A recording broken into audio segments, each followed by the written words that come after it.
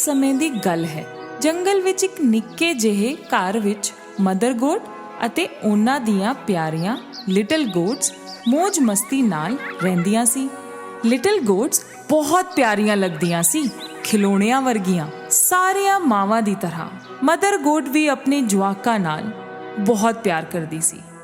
ਉਹ ਸਾਰੇ ਜੰਗਲੀ ਜਾਨਵਰਾਂ ਤੋਂ ਉਹਨਾਂ ਦੀ ਰੱਖਿਆ ਕਰਦੀ ਸੀ।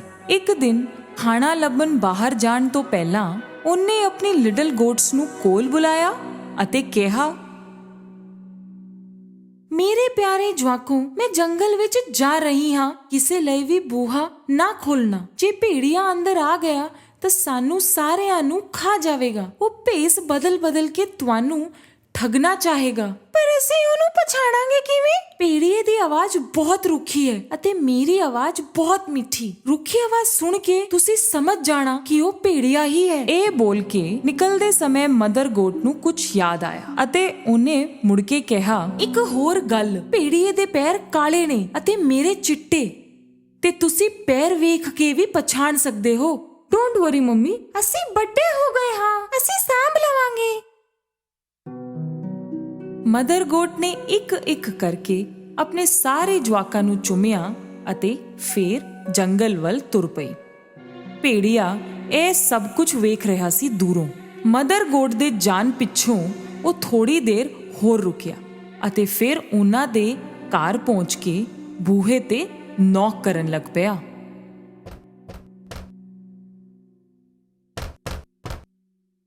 ਕੌਣ ਹੈ ਉੱਥੇ?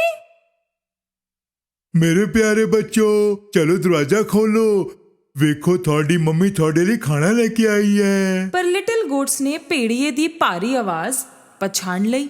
ਬੂਹੇ ਦੇ ਦੂਜੇ ਪਾਸਿਓਂ ਉਹ ਸਭ ਚਿল্ਲਾਏ, ਤੁਸੀਂ ਸਾਡੀ ਮੰਮੀ ਨਹੀਂ ਹੋ। ਉਹਨਾਂ ਦੀ ਆਵਾਜ਼ ਬਹੁਤ ਪਿਆਰੀ ਅਤੇ ਮਿੱਠੀ ਹੈ। ਤੂੰ ਸਾਨੂੰ ਬੁੱਧੂ ਨਹੀਂ ਬਣਾ ਸਕਦਾ ਭੇੜੀਏ। ਭੇੜੀਏ ਨੂੰ ਬਹੁਤ ਗੁੱਸਾ ਆਇਆ ਕਿਉਂਕਿ ਉਹ ਲਿਟਲ ਗੋਟਸ ਨੂੰ ਠੱਗ ਨਹੀਂ ਸਕਿਆ ਤੇ ਉਹਨੇ ਇੱਕ ਚੌਕ ਦਾ ਪੀਸ ਖਾ ਲਿੱਤਾ। ਹੁਣ ਉਹਦੀ ਆਵਾਜ਼ ਭੋਰਾ ਮਿੱਠੀ ਹੋ ਗਈ ਤੇ ਉਹ ਫੇਰ ਉਹਨਾਂ ਦੇ ਘਰ ਗਿਆ ਅਤੇ ਨੌਕ ਕੀਤਾ। ਇਸ ਵਾਰੀ ਭੇੜੀਏ ਨੇ ਆਪਣੀ ਮਿੱਠੀ ਆਵਾਜ਼ ਵਿੱਚ ਗੱਲ ਕੀਤੀ, ਮੇਰੇ ਪਿਆਰੇ ਬੱਚੋ, ਦਰਵਾਜ਼ਾ ਖੋਲੋ। ਮੈਂ ਤੁਹਾਡੀ ਮੰਮੀ ਆ। ਮੈਂ ਸਾਰਿਆਂ ਦੇ ਲਈ ਖਾਣਾ ਲੈ ਕੇ ਆਈ ਆ। ਇਸ ਬਾਰੇ ਮਿੱਠੀ ਆਵਾਜ਼ ਸੁਣ ਕੇ ਲਿਟਲ ਗੋਟਸ ਨੂੰ ਲੱਗਿਆ ਕਿ ਇਹ ਉਹਨਾਂ ਦੀ ਮੰਮੀ ਹੀ ਹੈ। ਬੂਹਾ ਖੋਲਣ ਹੀ ਵਾਲੇ ਸੀ ਕਿ ਉਹਨਾਂ ਵਿੱਚੋਂ ਇੱਕ ਚਿল্ਲਾਇਆ, ਰੁਕੋ ਰੁਕੋ, ਪਹਿਲਾਂ ਬੂਹੇ ਥੱਲੋਂ ਪੈਰ ਵੇਖਦੇ ਹਾਂ। ਜਦੋਂ ਉਹਨਾਂ ਨੇ ਵੇਖਿਆ ਤਾਂ ਭੇੜੀਏ ਦੇ ਕਾਲੇ ਪੈਰ ਦਿਸੇ ਅਤੇ ਉਹ ਸਾਰੇ ਚਿল্ਲਾਣ ਲੱਗ ਪਏ, ਅਸੀਂ ਬੂਹਾ ਨਹੀਂ ਖੋਲਾਂਗੇ। ਮੰਮੀ ਦੇ ਪੈਰ ਕਾਲੇ ਨਹੀਂ ਨੇ, ਉਹਨਾਂ ਦੇ ਪੈਰ ਚਿੱਟੇ ਨੇ। ਤੁਸੀਂ ਭੇੜੀਏ ਹੋ। ਆਪਣਾ ਗੁੱਸਾ ਪੀ ਕੇ ਭੇੜੀਆ ਉੱਥੋਂ ਨਿਕਲਿਆ। ਹੁਣ ਉਹ ਬੇਕਰੀ ਗਿਆ। ਬੇਕਰ ਭੇੜੀਏ ਨੂੰ ਵੇਖ ਕੇ ਹੈਰਾਨ ਰਹਿ ਗਿਆ। ਮੈਂ ਹੁਣ ਸ਼ਾਕਾਹਾਰੀ ਹੋ ਗਿਆ ਹਾਂ। ਹੁਣ ਤੋਂ ਪੈਸਟਰੀ ਖਾਵਾਂਗਾ। ਥੋੜਾ ਆਟਾ ਦਿਓਗੇ? ਭੇੜੀਆ ਬੇਕਰੀ ਤੋਂ ਆਟਾ ਲੈ ਕੇ ਨਿਕਲਿਆ। ਘਰ ਦੇ ਨੇੜੇ ਆ ਕੇ ਆਟਾ ਉਹਨੇ ਆਪਣੇ ਪੈਰਾਂ ਤੇ ਮਲ ਲਿਆ। ਹੁਣ ਉਹਦੇ ਪੈਰ ਚਿੱਟੇ ਹੋ ਗਏ। ਹੁਣ ਤੀਜੀ ਵਾਰੀ ਚਲਾਕ ਭੇੜੀਏ ਨੇ ਬੂਹੇ ਉੱਤੇ ਨੌਕ ਕੀਤਾ, ਮੇਰੇ ਪਿਆਰੇ ਬੱਚੋ, ਦਰਵਾਜ਼ਾ ਖੋਲੋ। ਮੈਂ ਤੁਹਾਡੀ ਮੰਮੀ ਆ। ਮੈਂ ਸਾਰਿਆਂ ਦੇ ਲਈ ਖਾਣਾ ਲੈ ਕੇ ਆਈ ਆ। ਪਹਿਲਾਂ ਪੈਰ ਵਿਖਾਓ, ਤਾਂ ਹੀ ਪਤਾ ਚੱਲੇ ਕਿ ਤੁਸੀਂ ਮੰਮੀ ਹੀ ਹੋ। ਭੇੜੀਏ ਨੇ ਉਹਨਾਂ ਨੂੰ ਆਟੇ ਨਾਲ ਚਿੱਟੇ ਕੀਤੇ ਹੋਏ ਪੈਰ ਵਿਖਾਏ। ਜਦੋਂ ਲਿਟਲ ਗੋਟਸ ਨੇ ਚਿੱਟੇ ਪੈਰ ਵੇਖੇ ਤਾਂ ਉਹਨਾਂ ਨੇ ਸਮਝਿਆ ਕਿ ਉਹਨਾਂ ਦੀ ਮਾਂ ਹੈ ਅਤੇ ਬੂਹਾ ਖੋਲ ਦਿੱਤਾ।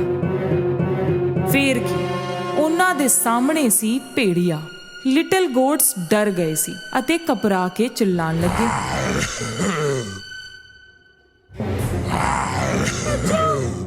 ਕਿੱਥੇ ਭੱਜੋਗੇ?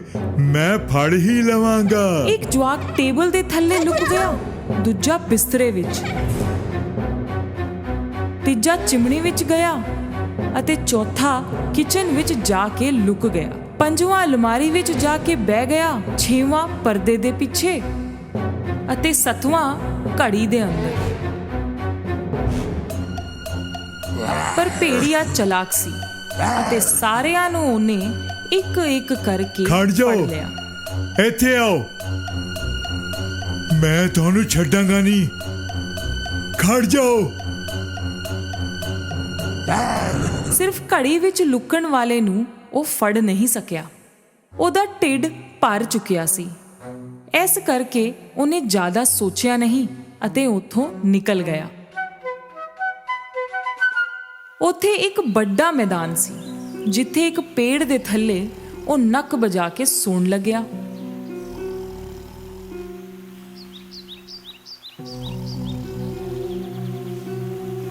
ਥੋੜੀ ਦੇਰ ਬਾਅਦ ਮਦਰ ਗੋਟ ਘਰ ਪਹੁੰਚੀ।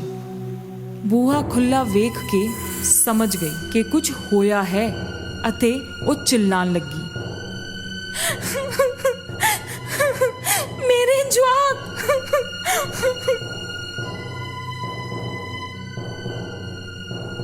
ਘਰ ਵਿੱਚ ਆਂਦੇ ਹੀ ਉਹ ਘਬਰਾ ਗਈ। ਸਾਰਾ ਫਰਨੀਚਰ ਡਿੱਗਿਆ ਹੋਇਆ ਸੀ, ਪਰਦੇ ਫਟੇ ਹੋਏ, ਬਿਸਤਰਾ ਖਿਲਰਿਆ ਹੋਇਆ ਸੀ, ਸਰਾਣਾ ਅਤੇ ਚਾਦਰ ਇੱਧਰ ਉੱਧਰ ਪਈ ਸੀ। ਮਦਰ ਗੋਟ ਆਪਣੇ ਜਵਾਕਾਂ ਨੂੰ ਕਿਤੇ ਨਹੀਂ ਲੱਭ ਸਕੀ। ਇੱਕ ਇੱਕ ਕਰਕੇ ਉਹਨੇ ਨਾਂ ਲੈ ਕੇ ਵੀ ਸੱਦਿਆ, ਪਰ ਕੋਈ ਨਹੀਂ ਮਿਲਿਆ। ਫਿਰ ਉਹਨੇ 7ਵੇਂ ਦਾ ਨਾਂ ਸੱਦਿਆ ਤਾਂ ਇੱਕ ਆਵਾਜ਼ ਆਈ, ਮੈਂ ਘੜੀ ਦੇ ਅੰਦਰ ਹਾਂ ਮੰਮੀ। ਮਦਰ ਗੋਟ ਛੇਤੀ ਘੜੀ ਕੋਲ ਪਹੁੰਚੀ, ਜਵਾਕ ਨੂੰ ਬਾਹਰ ਕੱਢਿਆ ਅਤੇ ਗਲੇ ਨਾਲ ਲਾਇਆ। ਲਿਟਲ ਗੋਟ ਨੇ ਸਾਰੀ ਕਹਾਣੀ ਆਪਣੀ ਮਾਂ ਨੂੰ ਦੱਸੀ। ਭੇੜੀਆ ਆਇਆ ਸੀ ਭੇਸ ਬਦਲ ਕੇ ਅਤੇ ਸਾਨੂੰ ਲੱਗਿਆ ਤੁਸੀਂ ਹੋ। ਉਹ ਮੇਰੇ ਸਾਰੇ ਭਰਾਵਾਂ ਨੂੰ ਖਾ ਗਿਆ।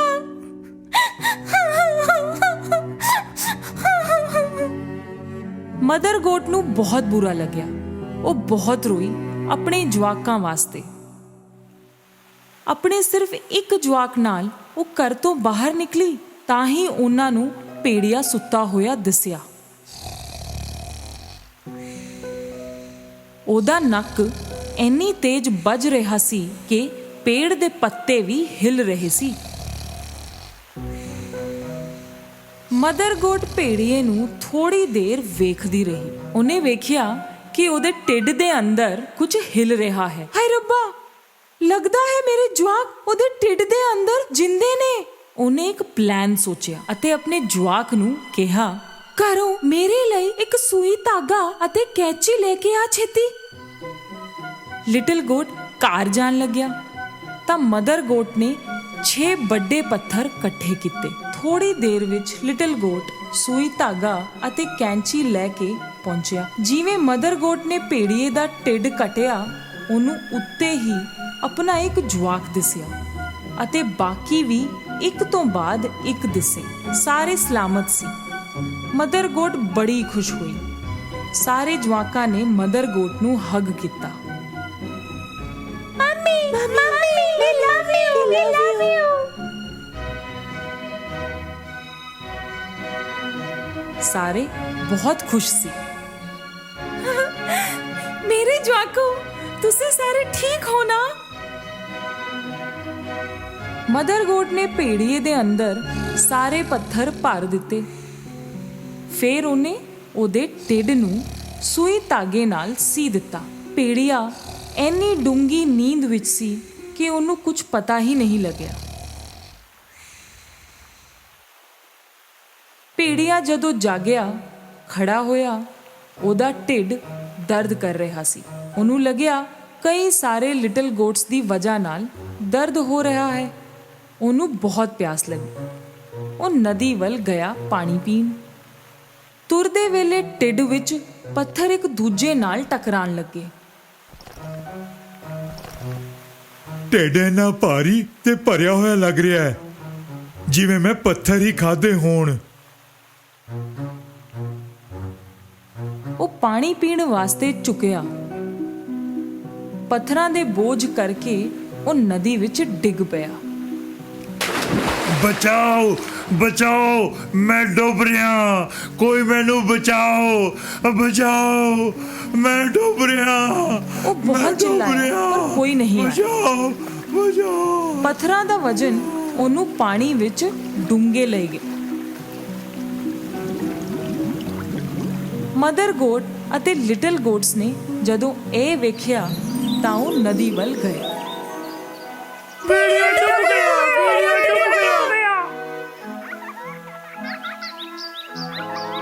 ਸਾਰੇ ਮਿਲ ਕੇ ਚੁੰਮਣ ਲੱਗੇ। ਉਸ ਦਿਨ ਤੋਂ ਬਾਅਦ ਮਦਰ ਗੋਟ ਤੇ ਉਹਨਾਂ ਦੇ 7 ਜਵਾਕ ਘਰ ਵਿੱਚ ਮौज ਮਸਤੀ ਨਾਲ ਰਹੇ।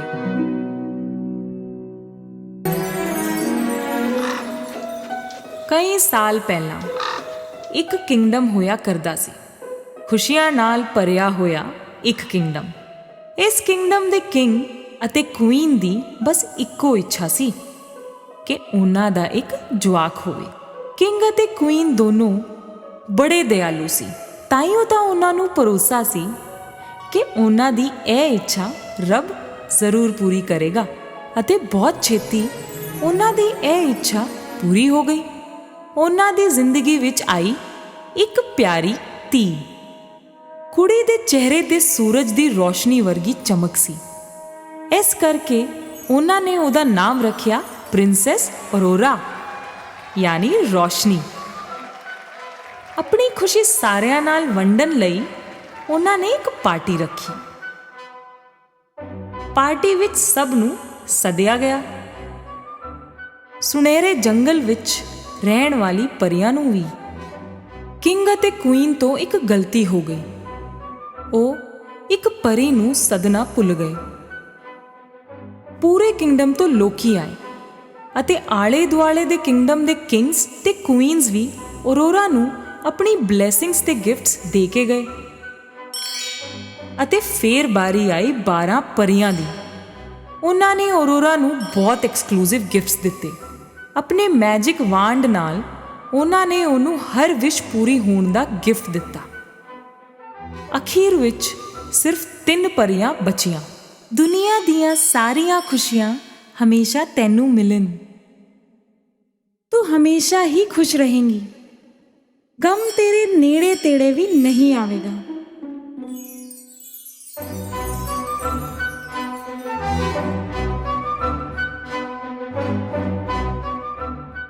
ਜਿਵੇਂ ਹੀ ਆਖਰੀ ਪਰੀ ਦੀ ਬਾਰੀ ਆਈ, ਕੁਝ ਅਜੀਬ ਹੋਇਆ। ਹਰ ਪਾਸੇ ਹਰੇ ਰੰਗ ਦਾ ਧੂਆਂ ਫੈਲਣ ਲੱਗਿਆ।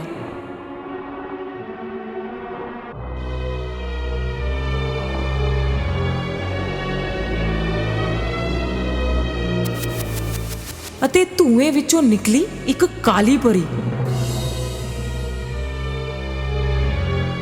ਕਿੰਗ ਨੇ ਪੁੱਛਿਆ, ਇਹ ਕੌਣ ਹੈ ਜਿਨੇ ਸੈਲੀਬ੍ਰੇਸ਼ਨ ਨੂੰ ਰੋਕ ਦਿੱਤਾ?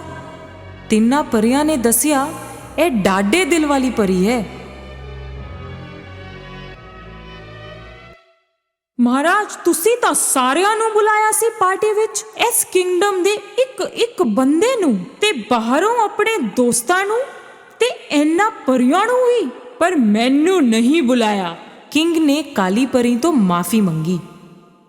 ਖੈਰ, ਮੈਂ ਆ ਹੀ ਗਈ ਹਾਂ ਤਾਂ ਪ੍ਰਿੰਸੈਸ ਨੂੰ ਗਿਫਟ ਦਿੱਤੇ ਬਿਨਾਂ ਕਿਵੇਂ ਜਾਵਾਂਗੀ?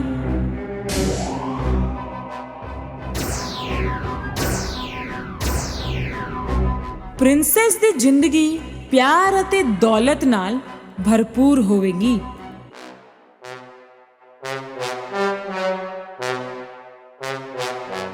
ਪਰ ਆਪਣੇ 16ਵੇਂ ਜਨਮ ਦਿਨ ਤੇ ਸੂਰਜ ਡੁੱਬਣ ਤੋਂ ਪਹਿਲਾਂ ਪ੍ਰਿੰਸੈਸ ਨੂੰ ਇੱਕ ਸੂਈ ਚੁੱਭੇਗੀ ਅਤੇ ਉਹਦੀ ਮੌਤ ਹੋ ਜਾਵੇਗੀ। ਇਸ ਦੁਸ਼ਟ ਨੂੰ ਕੈਦ ਕਰ ਲਿਓ। ਕਿੰਗ ਗੁੱਸੇ ਨਾਲ ਬੋਲਿਆ, ਪਰ ਕਾਲੀ ਪਰੀ ਹੱਸਦੇ ਹੋਏ ਗਾਇਬ ਹੋ ਗਈ।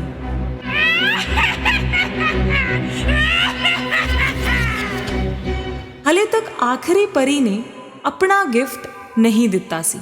ਉਹ ਕਾਲੀ ਪਰੀ ਜਿੰਨੀ ਪਾਵਰਫੁਲ ਨਹੀਂ ਸੀ, ਪਰ ਉਹਦੀ ਬਲੇਸਿੰਗਸ ਨਾਲ ਕਾਲੀ ਪਰੀ ਦੇ ਸ਼ਰਾਪ ਦਾ ਅਸਰ ਘੱਟ ਹੋ ਸਕਦਾ ਸੀ। ਮੈਂ ਸ਼ਰਾਪ ਨੂੰ ਤਾਂ ਨਹੀਂ ਰੋਕ ਸਕਦੀ, ਪਰ ਉਹਦੇ ਅਸਰ ਨੂੰ ਹੌਲਾ ਕਰ ਸਕਦੀ ਹਾਂ। ਤੁਹਾਡੀ ਮੌਤ ਨਾ ਹੋਵੇ, ਬਲਕਿ ਤੁਸੀਂ ਇੱਕ ਡੂੰਘੀ ਨੀਂਦ ਵਿੱਚ ਚਲੀ ਜਾਵੋ ਅਤੇ ਉਦੋਂ ਉਠੋ ਜਦੋਂ ਤੁਹਾਨੂੰ ਪਿਆਰ ਕਰਨ ਵਾਲਾ ਤੁਹਾਨੂੰ ਕਿਸ ਕਰੇ। ਕਿੰਗ ਨੇ ਇਸ ਸ਼ਰਾਪ ਤੋਂ ਬਚਣ ਵਾਸਤੇ ਹੁਕਮ ਦਿੱਤਾ ਕਿ ਸੂਈ ਜਾਂ ਉਹਦੇ ਵਰਗੀ ਕੋਈ ਵੀ ਚੀਜ਼ ਨੂੰ ਖਤਮ ਕਰ ਦਿੱਤਾ ਜਾਵੇ।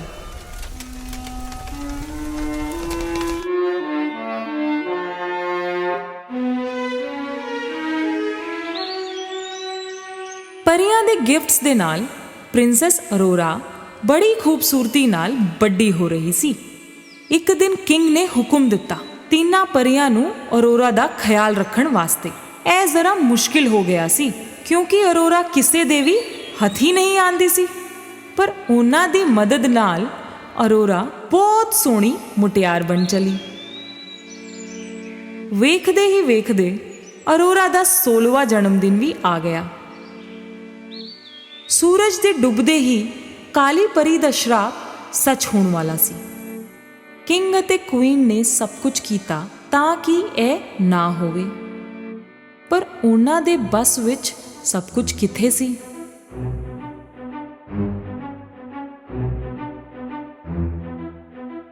ਉਹਨਾਂ ਨੇ ਪ੍ਰਿੰਸੈਸ ਨੂੰ ਇੱਕ ਕਮਰੇ ਵਿੱਚ ਬੰਦ ਕਰ ਦਿੱਤਾ ਉਹਦੀ ਭਲਾਈ ਵਾਸਤੇ। ਅਰੋਰਾ ਨੂੰ ਇਹਦੀ ਵਜ੍ਹਾ ਨਹੀਂ ਪਤਾ ਸੀ ਅਤੇ ਉਹਨੂੰ ਬੁਰਾ ਲੱਗਿਆ। ਅਚਾਨਕ ਇੱਕ ਬੂਹਾ ਕਿਤੋਂ ਪ੍ਰਗਟ ਹੋਇਆ ਅਤੇ ਅਰੋਰਾ ਨੂੰ ਆਪਣੇ ਵੱਲ ਖਿੱਚ ਕੇ ਲੈ ਗਿਆ।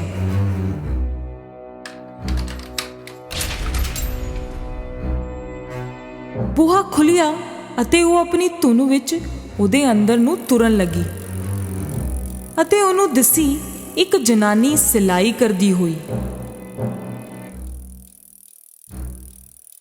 ਉਸੇ ਧੁਨ ਵਿੱਚ ਅਰੋਰਾ ਨੇ ਸੂਈ ਵੱਲ ਆਪਣਾ ਹੱਥ ਵਧਾਇਆ। ਸੂਰਜ ਤੇ ਡੁੱਬਦੇ ਹੀ ਕਾਲੀ ਪਰੀ ਦਾ ਸ਼ਰਾਪ ਸੱਚ ਹੋਇਆ ਅਤੇ ਅਰੋਰਾ ਦਾ ਹੱਥ ਸੂਈ ਤੇ ਜਾ ਖੁੱਭਿਆ। ਉਸੇ ਵੇਲੇ ਅਰੋਰਾ ਥੱਲੇ ਡਿੱਗ ਪਈ ਆਪਣੀ ਡੂੰਗੀ ਮਿੱਠੀ ਨੀਂਦ ਵਿੱਚ।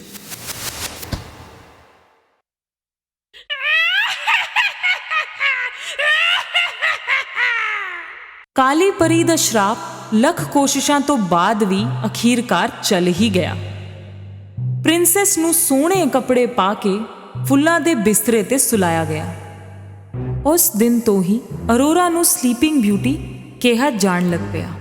ਕਿੰਗ ਤੇ ਕੁਈਨ ਨਹੀਂ ਚਾਹੁੰਦੇ ਸੀ ਕਿ ਪ੍ਰਿੰਸੈਸ ਨੂੰ ਕੋਈ ਵੀ ਤਕਲੀਫ ਵਿੱਚੋਂ ਲੰਘੇ, ਇਸ ਕਰਕੇ ਉਹਨਾਂ ਨੇ ਸਭ ਨੂੰ ਸੁਲਾਉਣ ਦਾ ਹੁਕਮ ਦਿੱਤਾ ਜਦ ਤੱਕ ਪ੍ਰਿੰਸੈਸ ਨਾ ਜਾਗੇ।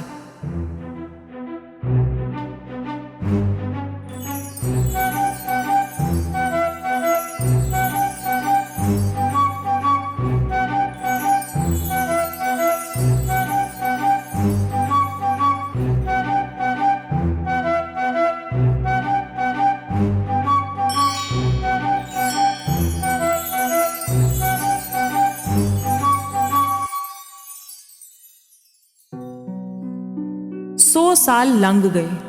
ਇੱਕ ਦਿਨ ਇੱਕ ਹੈਂਡਸਮ ਪ੍ਰਿੰਸ ਉੱਥੋਂ ਲੰਘ ਰਿਹਾ ਸੀ ਅਤੇ ਉਹਨੇ ਇਹ ਮਹਿਲ ਵੇਖਿਆ ਜਿਸ ਦੇ ਮੂਹਰੇ ਬਹੁਤ ਸਾਰੇ ਪੇੜ ਤੇ ਝਾੜੀਆਂ ਉੱਗ ਗਈਆਂ ਸੀ।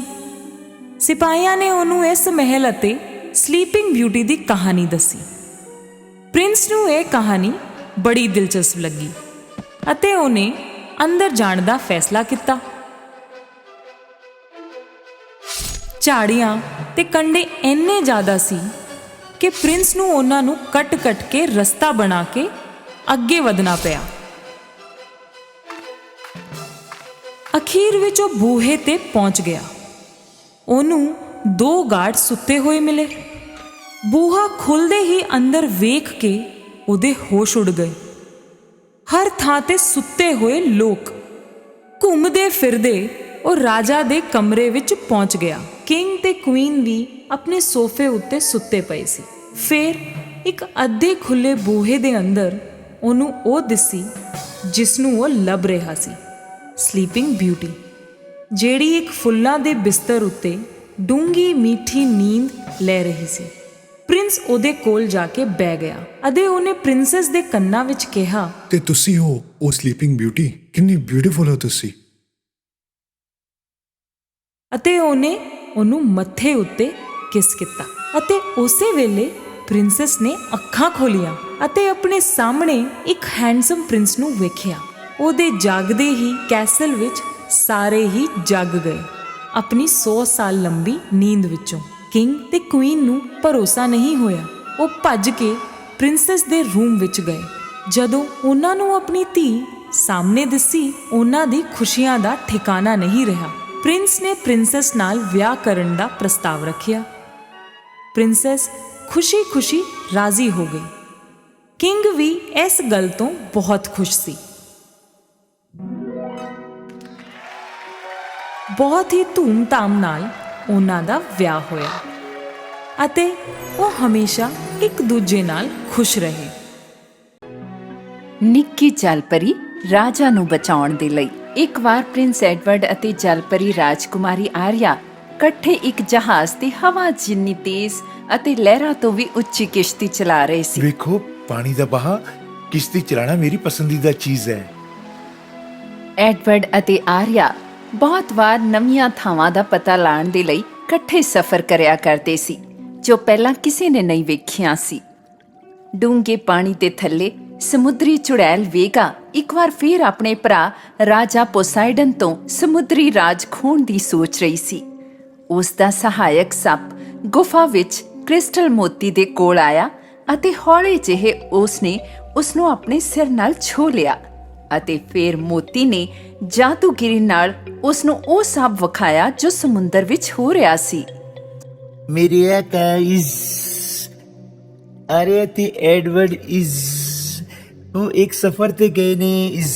ਵੇਗਾ ਇਹ ਸੁਣਦੇ ਹੀ ਉੱਥੇ ਆਈ।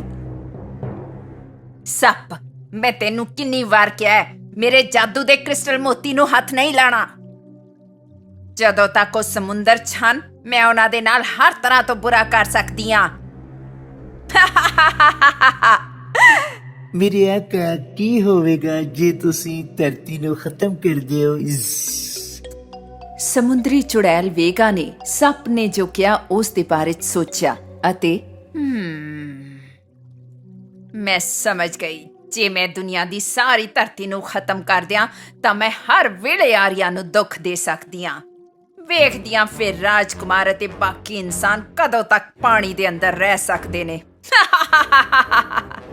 ਵੇਗਾ ਨੇ ਫੈਸਲਾ ਕੀਤਾ ਕਿ ਇਹ ਉਸ ਦੇ ਲਈ ਸਮੁੰਦਰ ਦੀ ਰਾਣੀ ਬਣਨ ਅਤੇ ਆਪਣੇ ਭਰਾ ਚੰਗੇ ਰਾਜਾ ਤੋਂ ਸਮੁੰਦਰੀ ਰਾਜ ਖੋਹਣ ਦਾ ਸਭ ਤੋਂ ਚੰਗਾ ਤਰੀਕਾ ਹੈ। ਵਕਤ ਨੂੰ ਬਿਨਾਂ ਬਰਬਾਦ ਕੀਤੇ ਉਸਨੇ ਸ਼ੈਵਾਲ ਪੇਪਰ ਤੇ ਆਪਣੀ ਵਿਸ਼ਵਾਸਘਾਤੀ ਯੋਜਨਾ ਦੇ ਲਈ ਜ਼ਰੂਰੀ ਸਮਾਨ ਨੂੰ ਲਿਖਿਆ। Dear Miss Little Mermaid, you don't know me yet. This is Vega. You all should be afraid. I'll follow you till the end. Snake, always stay awake. Watch Aria and Poseidon. Hope you won't make mistakes.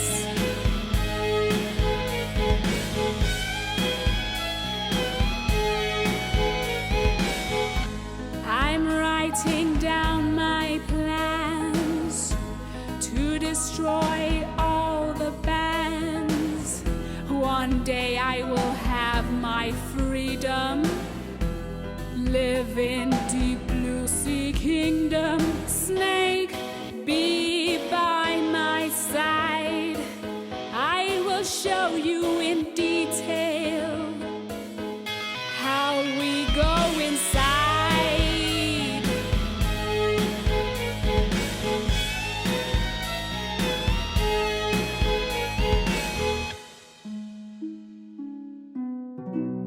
ਇੱਧਰ ਜਹਾਜ਼ ਤੇ ਆਰੀਆ ਆਪਣੀ cabin ਵਿੱਚ ਬੈਠੀ ਇੱਕ diary ਲਿਖ ਰਹੀ ਸੀ। ਪਿਆਰੀ ਡਾਇਰੀ, ਜਦੋਂ ਮੈਂ ਸਾਗਰ ਵਿੱਚ ਰਹਿ ਰਹੀ ਸੀ, ਮੈਂ ਘੁੰਮਿਆ ਕਰਦੀ ਸੀ ਰੰਗੀਨ ਸਿੱਪੀਆਂ ਦੇ ਵਿੱਚ, ਸਮੁੰਦਰੀ ਘੋੜਿਆਂ ਦੇ ਪਿੱਛੇ, ਸੀਪ ਨਾਲ ਗੁਨਗੁਨਾਉਂਦੇ ਹੋਏ, ਕੁਦਰਤੀ ਨਜ਼ਾਰਿਆਂ ਨੂੰ ਤਸਵੀਰਾਂ ਤੇ ਉਤਾਰਦੇ ਹੋਏ। ਮੈਨੂੰ ਉਹ ਸਭ ਯਾਦ ਆਉਂਦੇ ਹਨ। ਜਦੋਂ ਜਲਪਰੀ ਆਰੀਆ ਲਿਖ ਰਹੀ ਸੀ, ਉਸਨੇ ਡੈਕ ਤੇ ਚਾਲਕ ਦਲ ਦੀਆਂ ਆਵਾਜ਼ਾਂ ਸੁਣੀਆਂ। ਇਹ ਖਤਮ ਹੋ ਗਿਆ, ਦੂਰ ਇੱਕ ਨਵੀਂ ਧਰਤੀ ਨਜ਼ਰ ਆਈ ਹੈ। ਆਰੀਆ ਇਹ ਖੁਸ਼ਖਬਰੀ ਸੁਣ ਕੇ ਬਹੁਤ ਖੁਸ਼ ਹੋਈ। ਉਹ ਪ੍ਰਿੰਸ ਐਡਵਰਡ ਨੂੰ ਲੱਭਣ ਦੇ ਲਈ ਜਾਣ ਵਾਲੀ ਸੀ, ਪਰ ਉਸ ਦਾ ਦੋਸਤ ਸੀਗਲ ਰਿੰਗੋ ਜਹਾਜ਼ ਦੀ ਬਾਰੀ ਦੇ ਠੀਕ ਸਾਹਮਣੇ ਆ ਗਿਆ। ਰਿੰਗੋ ਇੰਨੀ ਹੜਬੜੀ ਵਿੱਚ ਸੀ ਕਿ ਉਸਨੂੰ ਪਤਾ ਹੀ ਨਹੀਂ ਚੱਲਿਆ ਕਿ ਉਹ ਸਾਫ਼ ਕੱਚ ਦੀ ਬਾਰੀ ਵਿੱਚ ਟੱਕਰ ਮਾਰ ਰਿਹਾ ਹੈ। ਉਸਨੇ ਕਈ ਵਾਰ ਅੰਦਰ ਆਉਣ ਦੀ ਕੋਸ਼ਿਸ਼ ਕੀਤੀ ਜਦ ਤੱਕ ਕਿ ਆਰੀਆ ਨੂੰ ਅਹਿਸਾਸ ਹੁੰਦਾ ਕਿ ਉਸਨੂੰ ਮਦਦ ਦੀ ਲੋੜ ਹੈ। रिंगो आजा, तू इतना परेशान नजर आ रहा है, कुछ गड़बड़ है? मेरी राजकुमारी प्यारी आर्या, ਤੁਹਾਡੇ ਪਿਤਾ ਧਰਤੀ ਇਹ ਸਭ ਛੇਤੀ ਹੀ ਖਤਮ ਹੋ ਜਾਣਗੇ। ਇਸ ਗੱਲ ਦਾ ਕੀ ਮਤਲਬ ਹੈ ਰਿੰਗੋ? ਧਰਤੀ ਕਿਵੇਂ ਖਤਮ ਹੋ ਸਕਦੀ ਹੈ? ਰਿੰਗੋ ਅਤੇ ਜਲਪਰੀ ਆਰਿਆ ਤੇਜ਼ੀ ਨਾਲ ਜਹਾਜ਼ ਦੇ ਡੈਕ ਤੱਕ ਗਏ। ਰਿੰਗੋ ਦਿਸ਼ਾ ਦੱਸਣ ਦੇ ਲਈ ਕਾਂ ਦੇ ਘੋਂਸਲੇ ਤੱਕ ਗਿਆ ਅਤੇ ਫਿਰ ਆਰਿਆ ਨੂੰ ਦੱਸਿਆ ਕਿ ਉਸ ਦੇ ਪਿਤਾ ਰਾਜਾ ਪੋਸਾਈਡਨ ਨੂੰ ਕੈਦੀ ਬਣਾ ਲਿਆ ਗਿਆ ਸੀ ਅਤੇ ਇਹ ਕਿ ਧਰਤੀ ਤੇ ਸਾਰੀ ਥਾਂ ਇੱਕੋ ਸਮੇਂ ਵਿੱਚ ਇੱਕ ਜਗ੍ਹਾ ਗਾਇਬ ਹੋਣ ਲੱਗੀ ਹੈ। ਜੇ ਤੁਸੀਂ ਕੁਝ ਨਾ ਕੀਤਾ ਆਰਿਆ ਤਾਂ ਇਹ ਜਹਾਜ਼ ਵੀ ਛੇਤੀ ਗਾਇਬ ਹੋ ਜਾਵੇਗਾ। ਉਹ ਸਾਰੇ ਲੋਕ ਜੋ ਪਾਣੀ ਦੇ ਥੱਲੇ ਨਹੀਂ ਰਹਿ ਸਕਦੇ ਗਾਇਬ ਹੋ ਜਾਣਗੇ। ਨਹੀਂ, ਇਹ ਬਹੁਤ ਦਰਦ ਭਰੀ ਭਿਆਨਕ ਗੱਲ ਹੋਵੇਗੀ। ਉਸੇ ਵੇਲੇ ਆਰਿਆ ਨੇ ਵੇਖਿਆ ਕਿ ਵੇਗਾ ਦਾ ਸੱਪ ਪਾਣੀ ਵਿੱਚ ਸੀ, ਜੋ ਚੁਪਕੇ ਨਾਲ ਜਹਾਜ਼ ਨੂੰ ਵੇਖ ਰਿਹਾ ਸੀ। ਇਹ ਸਭ ਸਮੁੰਦਰੀ ਚੁੜੈਲ ਵੇਗਾ ਦੇ ਕਰਕੇ ਹੀ ਹੋ ਰਿਹਾ ਹੋਣਾ। ਮੈਂ ਜਾਣਦੀ ਹਾਂ ਕਿ ਇਹ ਉਹੀ ਹੈ। ਮੈਨੂੰ ਉਸ ਨੂੰ ਰੋਕਣ ਦੇ ਲਈ ਸਮੁੰਦਰ ਵਿੱਚ ਵਾਪਸ ਜਾਣਾ ਚਾਹੀਦਾ ਹੈ, ਮੇਰੇ ਰਾਜਕੁਮਾਰ। ਪ੍ਰਿੰਸ ਐਡਵਰਡ ਨੇ ਵੇਖਿਆ ਕਿ ਨੇੜੇ ਦੀ ਜ਼ਮੀਨ ਹੌਲੀ-ਹੌਲੀ ਗਾਇਬ ਹੋ ਰਹੀ ਸੀ। ਉਹ ਨਹੀਂ ਚਾਹੁੰਦਾ ਸੀ ਕਿ ਆਰਿਆ ਜਾਵੇ, ਪਰ ਉਸ ਦਾ ਆਪਣੇ ਚਾਲਕ ਦਲ ਦੇ ਨਾਲ ਰਹਿਣਾ ਬਹੁਤ ਜ਼ਰੂਰੀ ਸੀ, ਸੋ ਉਸ ਨੇ ਉਸ ਨੂੰ ਆਪਣੇ ਬਗੈਰ ਜਾਣ ਦਿੱਤਾ। ਮੈਂ ਤੈਨੂੰ ਇਕੱਲੇ ਨਹੀਂ ਜਾਣ ਦੇਣਾ ਚਾਹੁੰਦਾ ਆਰਿਆ, ਪਰ ਤੈਨੂੰ ਜਾਣਾ ਹੋਵੇਗਾ ਸਾਨੂੰ ਸਭ ਨੂੰ ਬਚਾਉਣ ਦੇ ਲਈ। ਜਲਪਰੀ ਆਰਿਆ ਡੈਕ ਵੱਲ ਤੁਰ ਪਈ ਅਤੇ ਉਸਨੇ ਆਪਣੇ ਸਮੁੰਦਰੀ ਦੋਸਤਾਂ ਦੇ ਲਈ ਸੀਟੀ ਵਜਾਈ। ਉਸ ਦੀ ਨਿੱਕੀ ਡਾਲਫਿਨ ਦੋਸਤ ਨੇ ਸਮੁੰਦਰ ਦੀ ਗਹਿਰਾਈ ਵਿੱਚ ਸੀਟੀ ਸੁਣੀ ਅਤੇ ਉਸ ਨੂੰ ਲੱਭਣ ਲਈ ਤੱਲੇ ਤੱਕ ਤੈਰ ਗਈ। ਜਿਵੇਂ ਹੀ ਆਰਿਆ ਨੇ ਡਾਲਫਿਨ ਨੂੰ ਆਂਦਿਆਂ ਵੇਖਿਆ, ਉਸਨੇ ਪਾਣੀ ਵਿੱਚ ਡੁਬਕੀ ਲਗਾਈ। ਜਿਵੇਂ-ਜਿਵੇਂ ਉਹ ਡੂੰਗੀ ਤੈਰਨ ਲੱਗੀ, ਉਸ ਦੇ ਪੈਰ ਕਰਾਮਾਤੀ ਤਰੀਕੇ ਨਾਲ ਫਿਰ ਤੋਂ ਜਲਪਰੀ ਦੀ ਪੂੰਛ ਵਿੱਚ ਬਦਲ ਗਏ। ਡਾਲਫੀ, ਅਸੀਂ ਵੇਗਾ ਦੀ ਗੁਫਾ ਵਿੱਚ ਜਾ ਰਹੇ ਹਾਂ। ਆਰਿਆ ਅਤੇ ਡਾਲਫੀ ਤੈਰਨ ਲੱਗੀਆਂ। ਦੁਸ਼ਟ ਚੁੜੈਲ ਪਹਿਲਾਂ ਤੋਂ ਹੀ ਆਪਣੀ ਗੁਫਾ ਵਿੱਚ ਸੀ, ਜਿੱਥੇ ਉਸਨੇ ਆਪਣੇ ਦਇਆਲੂ ਭਰਾ ਨੂੰ ਕੈਦ ਕਰ ਰੱਖਿਆ ਸੀ ਅਤੇ ਆਪਣੀ ਬੁਰਾਈ ਦੀ ਯੋਜਨਾ ਦੇ ਬਾਰੇ ਵਿੱਚ ਫੜੀਆਂ ਮਾਰ ਰਹੀ ਸੀ। ਜੇ ਤੂੰ ਮੈਨੂੰ ਸਮੁੰਦਰੀ ਰਾਜ ਨਹੀਂ ਦੇਵੇਂਗਾ ਤਾਂ ਤੇਰੀ ਲਾਡਲੀ ਧੀ ਆਰਿਆ ਤੇ ਉਸਦੇ ਸਾਰੇ ਮਨੁੱਖੀ ਦੋਸਤ ਮਹਾਸਾਗਰ ਵਿੱਚ ਨਸ਼ਟ ਹੋ ਜਾਣਗੇ। ਪਰ ਐਨ ਵਕਤ ਤੇ ਆਰਿਆ ਅਤੇ ਡਾਲਫੀ ਵੇਗਾ ਦੀ ਗੁਫਾ ਵਿੱਚ ਪਹੁੰਚ ਗਏ। ਡਾਲਫੀ ਘਬਰਾ ਗਈ, ਪਰ ਉਸਨੇ ਸੱਪ ਨੂੰ ਫੜਨ ਦੀ ਪੂਰੀ ਕੋਸ਼ਿਸ਼ ਕੀਤੀ, ਜੋ ਸਾਹਮਣੇ ਦੇ ਦਰਵਾਜ਼ੇ ਦਾ ਪਹਿਰੇਦਾਰ ਸੀ। ਹਾਏ, ਮਾਫ ਕਰਨਾ, ਮੈਂ ਆਪਣਾ ਰਸਤਾ ਭਟਕ ਗਈ ਹਾਂ। ਮੈਨੂੰ ਸਮਝ ਨਹੀਂ ਆ ਰਿਹਾ ਕਿ ਮੈਂ ਇੱਥੋਂ ਤੋਂ ਮਹਾਸਾਗਰ ਮਨੋਰੰਜਨ ਪਾਰਕ ਤੱਕ ਕਿਵੇਂ ਜਾਵਾਂ। ਮਨੋਰੰਜਨ ਪਾਰਕ ਇਸ ਕੀ ਇੱਥੇ ਕੋਈ ਮਨੋਰੰਜਨ ਪਾਰਕ ਹੈ? ਇੱਥੇ ਕਿੱਥੇ ਇਸ? ਕਿਉਂਕਿ ਅਸੀਂ ਜਾਣਾ ਚਾਹੁੰਦੇ ਹਾਂ ਇਸ। ਓ ਹਾਂ, ਬੇਸ਼ੱਕ ਤੇ ਹੈ, ਬੜੀ ਮਜ਼ੇਦਾਰ ਜਗ੍ਹਾ ਹੈ। ਜਿਵੇਂ ਹੀ ਡਾਲਫੀ ਨੇ ਸੱਪ ਦਾ ਧਿਆਨ ਭਟਕਾਇਆ, ਆਰਿਆ ਚੁਪਕੇ ਨਾਲ ਦਾਖਲ ਹੋ ਗਈ। ਉਸਨੇ ਆਪਣੇ ਪਿਤਾ ਨੂੰ ਬੰਨੇ ਹੋਏ ਵੇਖਿਆ।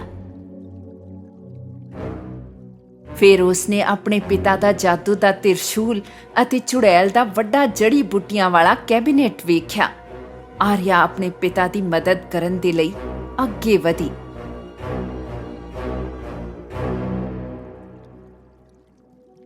ਚੱਲ ਹੁਣ ਭਰਾ, ਆਪਣਾ ਮੁਕਟ ਮੈਨੂੰ ਦੇ ਦੇ ਤੇ ਮੈਨੂੰ ਸਮੁੰਦਰੀ ਰਾਜ ਦੀ ਸ਼ਾਸਕ ਬਣਾ ਦੇ।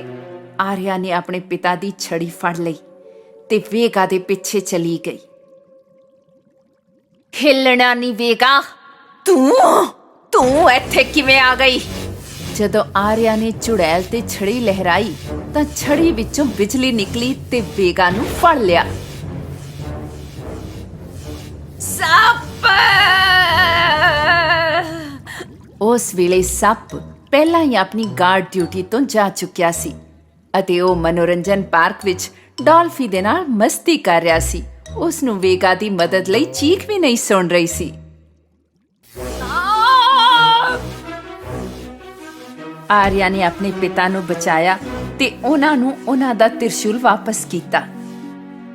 ਆਰਿਆ ਅਤੇ ਰਾਜਾ ਪੋਸਾਈਡਨ ਗੁਫਾ ਤੋਂ ਤੁਰੰਤ ਨਿਕਲ ਗਏ।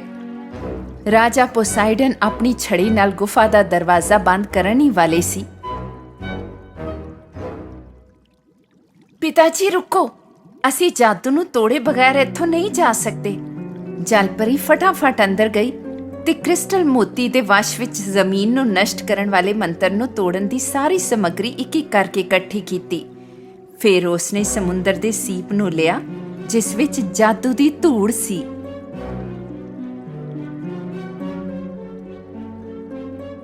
ਰੁਕੋ, ਉਸ ਨੂੰ ਨਾ ਲਵੋ, ਉਸ ਨੂੰ ਛੱਡ ਦਿਓ, ਛੱਡ। ਭਾਵੇਂ ਉਹ ਬਿਜਲੀ ਨਾਲ ਬੰਨੀ ਹੋਈ ਸੀ, ਵੇਗਾ ਨੇ ਆਪਣੀ ਸਾਰੀ ਸ਼ਕਤੀ ਦੇ ਨਾਲ ਜ਼ਹਿਰੀਲੀ ਸ਼ਾਹੀ ਜਲਪਰੀ ਦੇ ਉੱਤੇ ਸੁੱਟ ਦਿੱਤੀ। ਪਰ ਜਲਪਰੀ ਫਟਾਫਟ ਵਾਪਸ ਆਪਣੇ ਪਿਤਾ ਦੇ ਪਿੱਛੇ ਚਲੀ ਗਈ ਅਤੇ ਜਦੋਂ ਆਰੀਆ ਗੁਫਾ ਤੋਂ ਬਾਹਰ ਆਈ ਤਾਂ ਰਾਜਾ ਨੇ ਗੁਫਾ ਨੂੰ ਵੱਡੇ-ਵੱਡੇ ਪੱਥਰਾਂ ਨਾਲ ਸੀਲ ਕਰ ਦਿੱਤਾ। ਜਲਪਰੀ ਸਮੁੰਦਰ ਦੀ ਸਤ੍ਹਾ ਵੱਲ ਜਿੰਨਾ ਤੇਜ਼ੀ ਨਾਲ ਤੈਰ ਸਕਦੀ ਸੀ ਤੈਰੀ, ਇਹ ਵੇਖਣ ਦੇ ਲਈ ਕਿ ਜਾਦੂ ਟੁੱਟਿਆ ਹੈ ਜਾਂ ਨਹੀਂ। ਪ੍ਰਿੰਸ ਐਡਵਰਡ ਤੇ ਉਸ ਦਾ ਚਾਲਕ ਦਲ ਬਹੁਤ ਖੁਸ਼ ਸੀ ਜਦੋਂ ਉਹਨਾਂ ਨੇ ਵੇਖਿਆ ਕਿ ਦੂਰ ਦੀ ਜ਼ਮੀਨ ਫੇਰ ਤੋਂ ਨਜ਼ਰ ਆਉਣ ਲੱਗੀ ਹੈ। ਉਸਨੇ ਇਹ ਕੀਤਾ, ਦੇਖੋ। ਜਲਪਰੀ ਇੰਨੀ ਤੇਜ਼ੀ ਨਾਲ ਤੈਰ ਰਹੀ ਸੀ ਕਿ ਉਹ ਪਾਣੀ ਅੰਦਰ ਹਵਾ ਵਿੱਚ ਉੱਡਣ ਲੱਗੀ।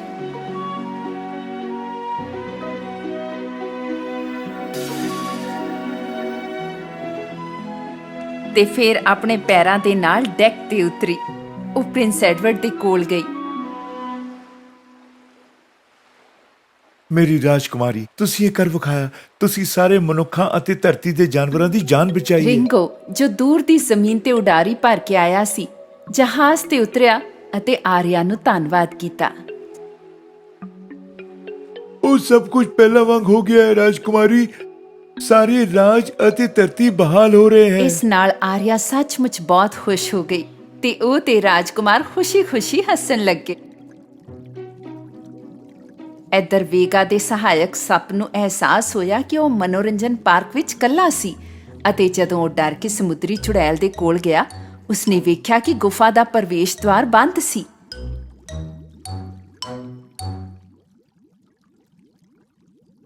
ਮੇਰੇ ਆਕਾਸ਼, ਕੀ ਤੁਹਾਨੂੰ ਪਤਾ ਹੈ ਕਿ ਪਾਣੀ ਵਿੱਚ ਇੱਕ ਵਾਟਰ ਪਾਰਕ ਹੈ ਗਾਇਸ? ਚਲਾ ਜਾ, ਆਪਣਾ ਮੂੰਹ ਬੰਦ ਰੱਖ ਸੱਪ। ਇੱਧਰ ਰਾਜਕੁਮਾਰ ਦੇ ਜਹਾਜ਼ ਤੇ ਜਲਪਰੀ ਨੇ ਰਾਜਕੁਮਾਰ ਐਡਵਰਡ ਨੂੰ ਮੈਜਿਕ ਸੀ ਸੈਂਡ ਦੇ ਨਾਲ ਮੈਜਿਕ ਸੀ ਸ਼ੈਲ ਦਿੱਤਾ। ਐਡਵਰਡ, ਹੁਣ ਕੁਝ ਵੀ ਹੋਣ ਨਾਲ ਕੋਈ ਫਰਕ ਨਹੀਂ ਪੈਂਦਾ। ਤੁਸੀਂ ਇਸ ਰੇਤ ਦੀ ਵਰਤੋਂ ਕਰਕੇ ਕਦੇ ਵੀ ਇੱਕ ਸਮੁੰਦਰੀ ਮਾਨਵ ਬਣ ਸਕਦੇ ਹੋ। ਸਾਰੇ ਲੋਕੀ ਖੁਸ਼ ਸੀ ਕਿ ਉਹਨਾਂ ਦੀ ਧਰਤੀ ਬਹਾਲ ਹੋ ਗਈ ਹੈ ਤੇ ਰਾਜਕੁਮਾਰ ਅਤੇ ਰਾਜਕੁਮਾਰੀ ਨਵੀਂ ਧਰਤੀ ਦੀ ਤਲਾਸ਼ ਵਿੱਚ ਰੰਗੀਨ ਇੰਦਰ ਧਨੁਸ਼ ਦੇ ਥੱਲੇ ਸੋਹਣੇ ਸਮੁੰਦਰ ਵਿੱਚ ਚਲੇ ਗਏ।